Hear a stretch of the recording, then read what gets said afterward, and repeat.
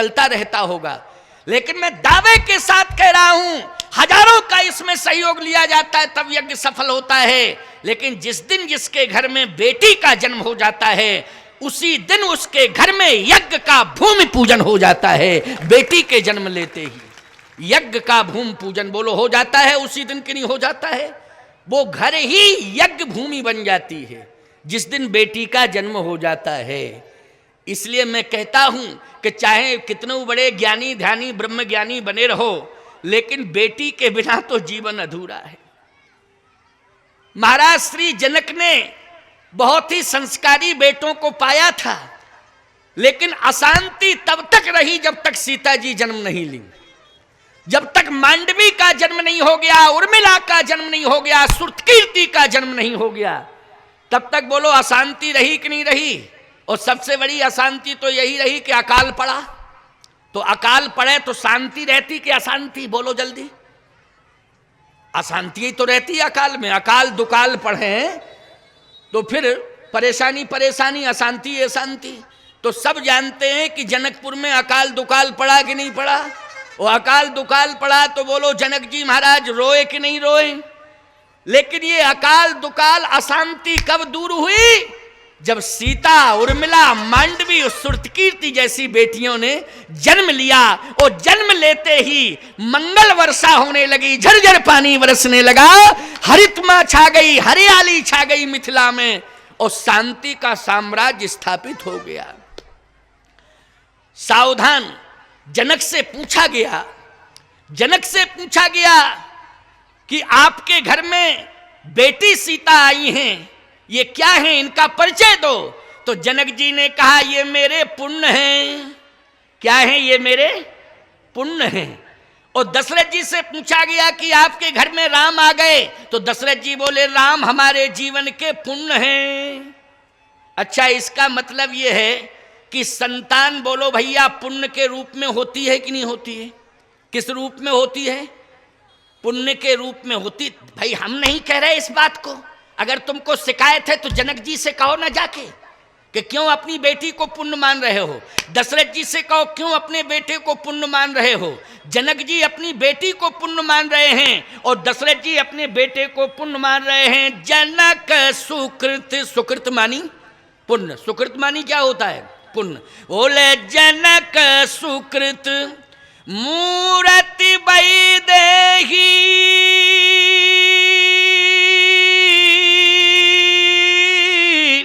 और दशरथ सुकृत राम धरि देही। बोले सीता जी के, जनक जी के पुण्य हैं सीता जी, और दशरथ जी के पुण्य हैं प्रभु राम। तो इसका मतलब है कि बेटा बेटी पुण्य होते हैं। बोलो होते हैं कि नहीं? बेटा बेटी पुण्य होते हैं। क्योंकि हम केवल यही कह दें कि बेटी पुण्य होती है तो बेटे कहेंगे हम सब पाप हैं। भाई जब बेटी पुण्य है तो बेटे पाप हैं? नहीं नहीं, हम ये नहीं कहेंगे, गलत बात है भाई। हाँ, नहीं तो जितने बेटे हैं सब बगावत करेंगे घरों में जाके कि ऐसे जगत गुरु बुलाए कि हमको पापा ही सिद्ध कर दिया पूरा, केवल बेटी ही पुण्य है। नहीं, दशरथ जी कहते हैं कि राम हमारे पुण्य है, लक्ष्मण हमारा पुण्य है, भरत शत्रुघ्न ये सब पुण्य हैं चारों। और कहा जनक जी कहते ये चारों बेटियां सीता, उर्मिला, मांडवी और श्रुतकीर्ति, क्योंकि सीता जी का नाम आ गया है तो अपने आप तीनों बेटियां जुड़ गईं। बोलो जुड़ गईं कि नहीं पुण्य से। और यदि राम जी का नाम आ गया है तो अपने आप तीनों पुत्र दशरथ जी महाराज के जुड़ गए हैं, लक्ष्मण, भरत और शत्रुघ्न। बोलो जुड़ गए कि नहीं। तो इन संतानों को इन महाभागों ने पुण्य के रूप में स्वीकार किया है। अब सोचो जरा, पुण्य कब मिलता है? जब तप किया जाता है, तप किया जाता है तब पुण्य मिलता है। और ईमानदारी से बताओ, संतान गर्भस्थ होती है और जब तक वो जन्म नहीं ले लेती है मां तप करती है कि नहीं उसके लिए? बोलो, उसको संभालती है। ये तप नहीं है तो क्या है? संतान को चाहे बेटी हो चाहे बेटा हो, किसी को भी जन्म देना है, बोलो उसके जीवन की वो तपस्या है कि नहीं है? तपस्या कि नहीं? अब एक बात का ध्यान रखना, इसलिए कह रहा हूं कि जब संतान के जन्म का समय आ जाए, उस समय पति पत्नी को सावधान होने की आवश्यकता है। पति पत्नी को अपने विचारों में अनुकूलता लाने की जरूरत है। कभी भी किसी भी दिन किसी भी क्षण विरोधाभास की कंडीशन पति पत्नी की नहीं होनी चाहिए, नहीं तो इसका पूरा दुष्प्रभाव संतान पर पड़ेगा, चाहे बेटी हो चाहे बेटा हो। इसका दुष्प्रभाव किस पे? बोलो, सावधानी हटी और दुर्घटना घटी। सुन लीजिए इस बात को, हमेशा इस बात का ध्यान रखा जाए कि पति पत्नी दोनों अनुकूल रहें, दोनों अनुकूल रहें। पत्नी पति के अनुकूल चले और पति धर्म के अनुकूल चले। प्यारे, मैं दावे के साथ कह सकता हूं उसकी संतान पुण्य के रूप में प्रकट होगी। उसकी संतान किस रूप में प्रकट होगी? पुण्य के रूप में प्रकट होगी।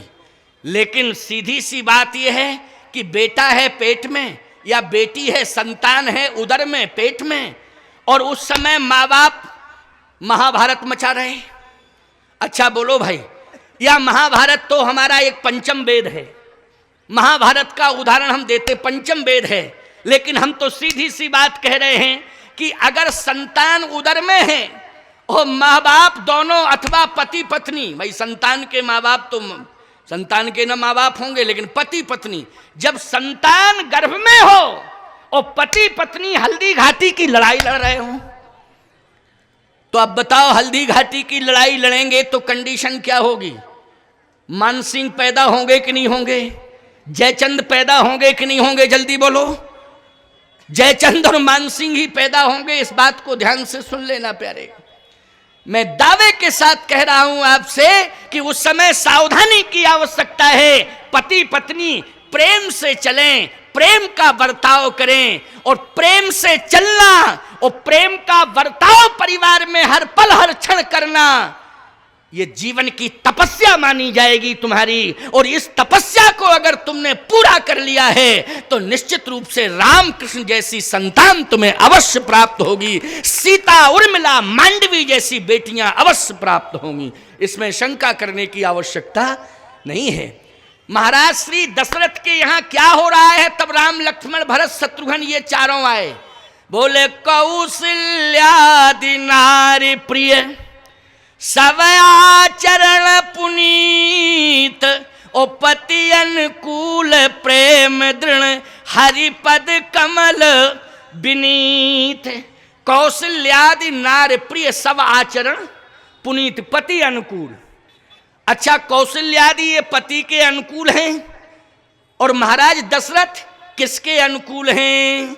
बोले अवधपुरी रघुकुल मणि राऊ, ओ वेद विदित तहि दशरथ नाऊ, धर्म धुरंधर गुण निधि ज्ञानी, ओ हृदय भगत मति सारंग पानी। बोलो, दशरथ जी महाराज भी भक्ति कर रहे हैं और कौशल्या केकई सुमित्रा ये उनके अनुकूल चल रही हैं।